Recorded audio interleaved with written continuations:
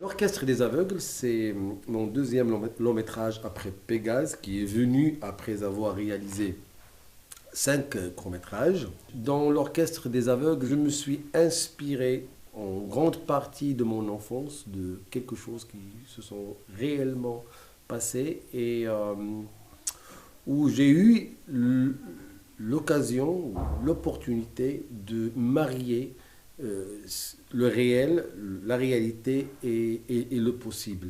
Et le cinéma m'a permis cette chose, d'où l'intérêt de ce film, d'abord pour moi, qui, malgré que les critiques le catégorisent comme étant un film autobiographique, mais moi je peux dire que c'est une autobiographie romancée où une grande part de l'imagination a pris place dans la narration.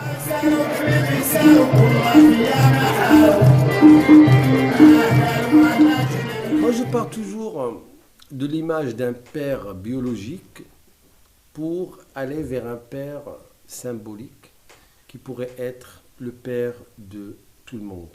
C'est ça qui est intéressant. Raconter l'histoire de mon père et raconter mon histoire avec mon père, c'est pas intéressant pour moi. C'est partir de ce qui est intime vers ce qui est en quelque sorte universel. Je me suis toujours confronté à cette thématique du père.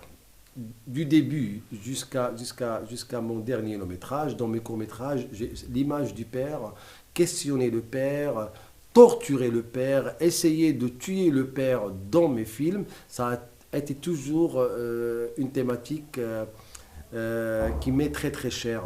Mais c'est une thématique que je ne choisis pas, c'est une thématique à laquelle je suis confronté en faisant le film. Dans l'Orchestre des aveugles, et ça où je le considère comme un virage dans mon parcours cinématographique, c'est un film où j'ai décidé de me réconcilier avec cette image du père et comme si je voulais lui dire, lui demander pardon et lui dire comme quoi j'avais compris tout ce qu'il voulait faire de moi. Parce que moi, j'avais perdu mon père à un âge précoce. Mon père a toujours voulu que je sois le meilleur de tout et il a tout fait pour ça, même si je me suis senti un peu torturé et malmené, etc. Mais dans ce film, ce retour au passé symbolisé par le père, c'est le retour à une période où j'ai décidé de me réconcilier avec cette période, la revoir, la revisiter sans pour autant la juger. Moi, j'ai jamais été un héros dans ma vie quand j'étais un enfant. Il y avait des choses que j'ai pas pu réussir à faire. Il y avait des choses qui jusqu'à présent me marquent et me frustrent. Donc j'ai réussi à faire d'un enfant qui avait le même âge que moi un héros, c'est-à-dire à travers lui, j'ai réalisé ce que moi j'ai pas pu réaliser. Il a pu dire je t'aime à une fille qui avait traversé ma vie et à laquelle j'ai pas pu dire je t'aime. Il a réussi à aider son père agonisant à mourir le sourire aux lèvres, chose que je n'ai pas pu faire. Donc pour moi, c'est via le cinéma et grâce au cinéma, ce garçon qui me représente est devenu un héros vis-à-vis de moi et vis-à-vis du public qui ont vu ce film. Moi, je pense qu'on ne choisit pas la forme avant le fond.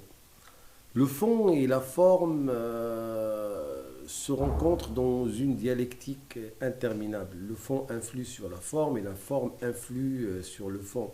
Dans l'Orchestre des aveugles, cette narration linéaire, simple, c'est aussi imposé par le scénario lui-même. Ce n'est pas un choix au préalable.